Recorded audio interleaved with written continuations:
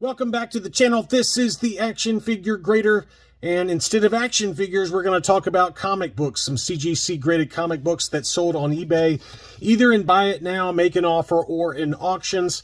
Lots of key books to go through, so this is going to be kind of a rapid-fire session here because I've got so many books that were on my watch list or I sent out to buy it now alerts to my Patreon supporters. Lots of really awesome books. Let's start off with some Star Wars books. The first one is Star Wars number 7. This is the first expanded universe story in the Marvel comic run for Star Wars. So 1 through 6 were obviously the adaptation of A New Hope. This is the first kind of expanded outside of movie adaptation. Great Han Solo and Chewbacca cover. This is from 1978. It was listed for $180. I sent this to my Patreon supporters, and the best offer accepted was $159. So pretty great deal, I think, for, it's kind of a piece of history. The first kind of expanded universe story within Star Wars comic books. Great looking cover there.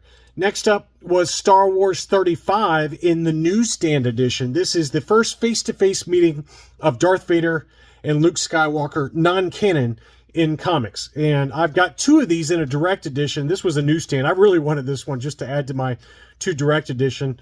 It's just such a great 70s cover with Darth Vader playing chess using the Star Wars heroes. Just great looking cover there. And this one was listed for $448, and it sat for a few weeks, but it finally did sell. Not many of these at a 9.8 grade on the census, so great looking cover there. Next up is Star Wars 39 in a direct edition. This is part 1 of the adaptation of The Empire Strikes Back. Another great Darth Vader cover. This one sold in an auction for $270, so that one's bounced up a little bit. This one got down to like $200 to $225. This one sold in an auction for $270, so good to see that price there. Here was Star Wars number 40. This is the continuing adaptation of The Empire Strikes Back. First mention of Rogue Squadron, a pretty great Luke Skywalker cover there, and that one sold in an auction for $120. Pretty good deal there for the direct edition. Here is Star Wars number 41 in a newsstand edition, and this is the first cameo appearance of Yoda in standard comic books, and it shows the Millennium Falcon navigating the asteroid field. We've talked about this book in the past, a pretty great cover and kind of a secondary key that's worth picking up.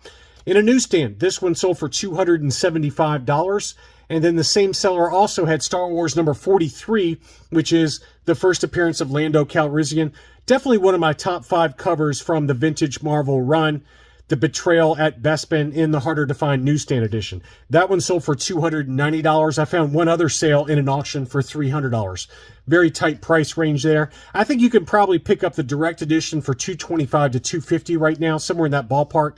But the newsstand is looking like it's closer to $300 right now.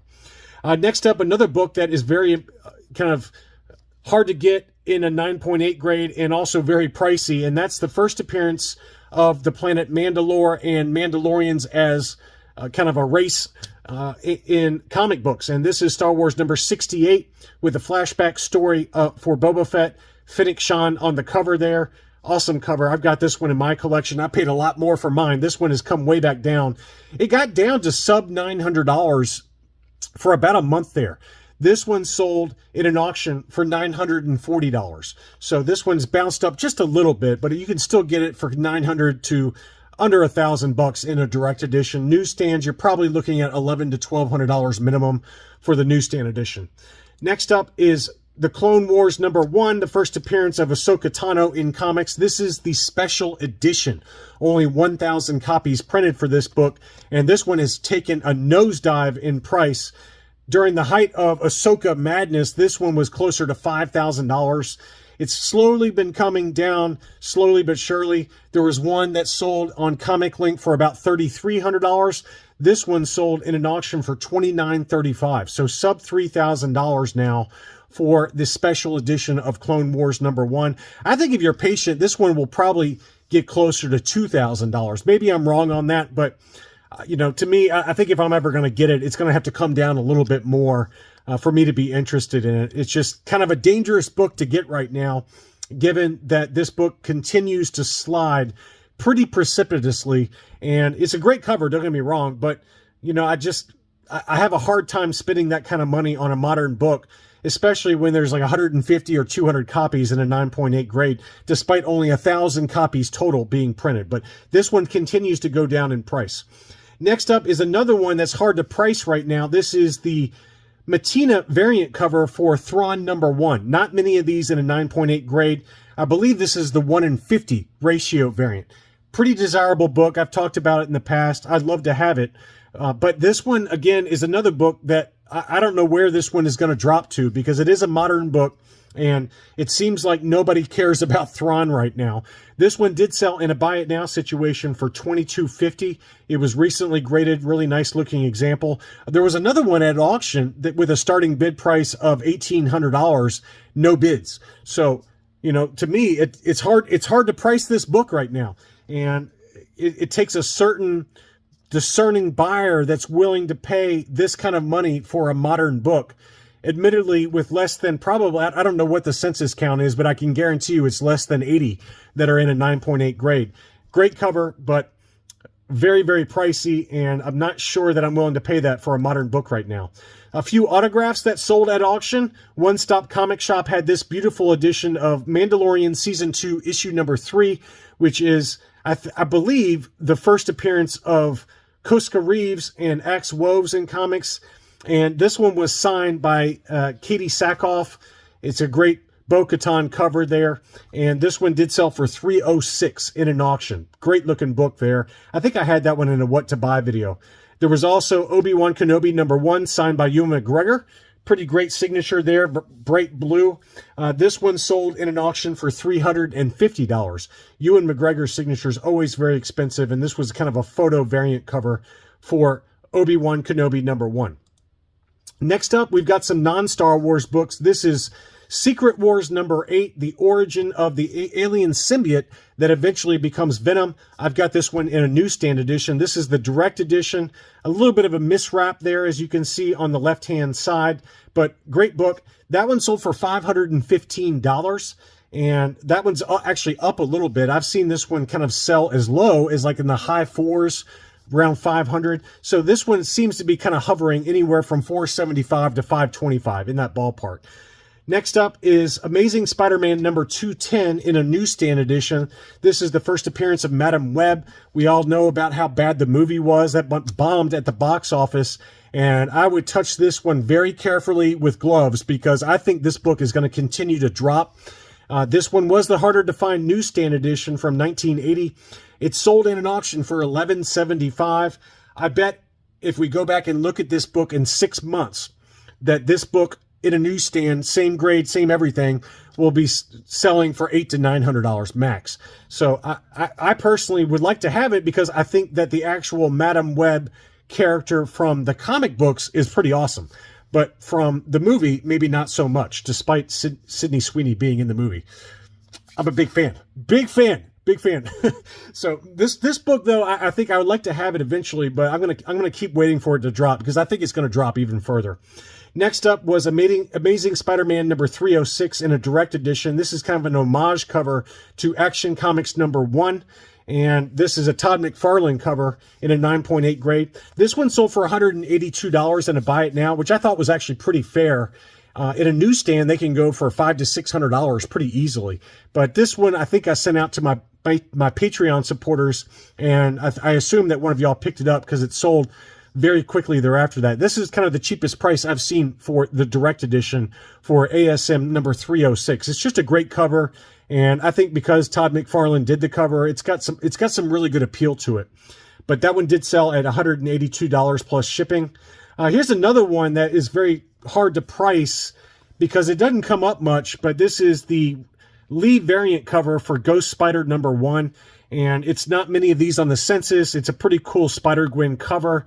It sold in an auction for $16.26, which I was really surprised by in the current market environment where these modern variant covers with low census counts, it just seems like the market dynamics are working against them to get high prices. But this one did sell for $16.26, which, you know, is it a fair price? I don't know. I mean, it was certainly going for a lot more during the COVID heyday, but I I personally would be a little hesitant to spend that kind of money on a modern variant cover right now. It is a great cover, though. I really like it, but I don't know if I'd spend that kind of money right now. Next up is the newsstand edition for Transformers, the movie #1, the first appearance of Galvatron in comics. Pretty awesome cover, and the harder to find newsstand from 1986. This was kind of when newsstands were starting to get a little harder to find versus the direct editions. But a great cover. $424 was the final winning price on that. And that's about right. That's about where they're going for the newsstand edition. The direct edition's kind of going $250-ish, but the newsstand edition's been going anywhere from $400 to $450. So great cover on that one. Pretty trusted seller. I bought from that seller myself. Next up, Incredible Hulk number 180. This is the first cameo of Wolverine in a 9.2 with white pages, and it sold for $16.11. That's the lowest price I've seen in a little while for that book, and that book continues to drop. It seems like Hulk 180 and 181 are kind of on the downswing right now, and I think it's because there's just so many on the census in the 92, 94 range that it's harder to justify a big price for it, just given how often they come up. And it does seem like the market is saying, hey, we're not going to pay a big premium for this book unless it's in a higher grade, 9.6 or 9.8. And even those prices for 9.6s and 9.8s continue to drop.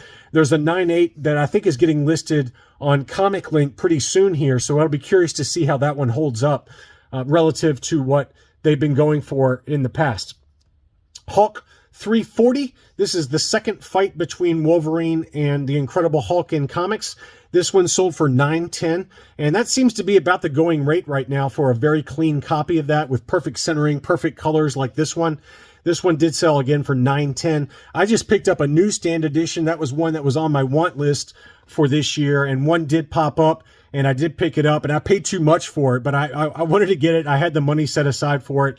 So that one did come, and I'm very happy to get that one kind of checked off the list. So hopefully I can move on from Hulk 340 now that I've got a newsstand edition as well as 2 direct editions. But $9.10 is about right. You know, I think after taxes and everything, this one went for a little over $1,000, and that's about where they're hovering at right now.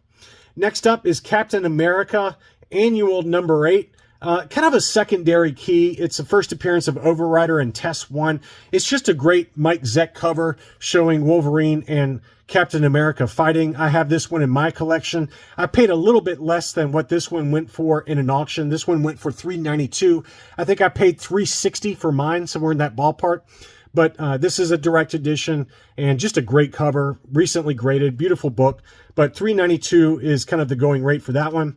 Detective Comics 359 in a 9.0 with white pages. That's the highest grade I've seen for this particular book on eBay in an auction in a while. And this is the origin and first appearance of Barbara Gordon, or Batgirl, or excuse me, Batgirl. Batgirl? Catgirl. Batgirl.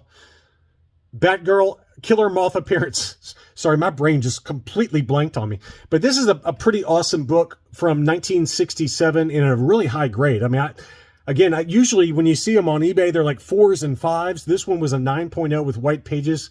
And I actually bought a different book from this seller right around this same time. So I couldn't afford both, but I picked up Detective Comics 405, which is the first appearance of the League of Assassins in comic books, and that one was a 9.6 with white pages. Only 8 copies graded higher for Detective Comics 405. So I was really happy to pick that one up, and it's, you know, the book arrived safe and sound, and I was really happy with it. But I couldn't afford something like this. This is a beautiful book.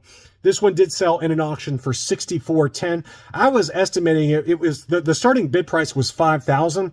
I was estimating it would sell for somewhere between $7,000 and $7,500. But even this one went a little lower than I expected. White pages 9.0, absolute stunner of a book. But congrats whoever got that one. Next up, Batman 332. This is the first solo Catwoman story. And I just thought it was a cool book. It's got a great Talia al Ghul cover on there. And, you know, just, I don't know, kind of a secondary book. But, you know, I just think it's a great cover with Talia there on the cover. And then you got right here, Catwoman, Queen of the Underworld, in her first solo story. So it's not very expensive. This one sold for $200. White pages 9.8. I just thought it was a great book. And kind of a secondary book that I wouldn't mind picking up maybe in a newsstand. Legend of Zelda #1. This is the first appearance of the whole kind of Zelda universe, and we all know that a Zelda movie is coming out, but this book continues to drop like a rock. Back in the fall, this book was going for $1,500, $1,600. This one sold in an auction for $818. Absolutely mind-blowing. The Go Collect 30-day moving average was about $1,000, and I sent this out to my Patreon supporters as the auction was ending, when the auction was still at $500, and I said, hey, this is a really good deal, and it's still less than half of what the Go Collect 30-day moving average is. And it ended up going for $818. So, wow, I hope one of y'all were able to pick that up, because that was a bargain of a deal at $818, 9.8 with white pages. I've got some Daredevil keys here because we all know the new Daredevil series is coming, and it looks pretty awesome. It's going to be super violent, and the Punisher has already been confirmed, John Bernthal, and I've got some Punisher keys as it relates to him coming up here. But this is a newsstand edition of Daredevil 181. This one was listed for a great price of 300 Canadian, which is 217 US dollars. And I sent this one out to my Patreon supporters saying, hey, it's a buy it now alert, and it's make an offer. And the best offer accepted on that one was 275 Canadian, which is 200 US dollars. A great deal for The Death of Elektra in the harder to find newsstand double-sized book. So that was the first one that's kind of on my radar right now. But you know, this one was another one I'd like to pick up. This is a great Frank Miller cover. This is the first meeting of Daredevil and Punisher in comics. And again, we all know that the Punisher has already been confirmed for the new Daredevil series. So it may not be the best time to get it, but it's just such an awesome, very clean art to the cover. It's Frank Miller. It shows the Punisher shooting Daredevil. I mean, what's not to like about this cover? It's so awesome.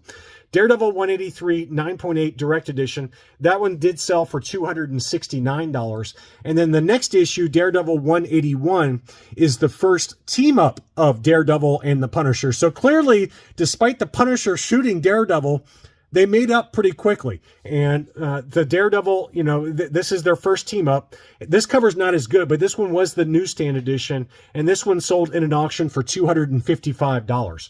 So those are a couple of good Daredevil keys, Punisher keys, in case you're looking for anything.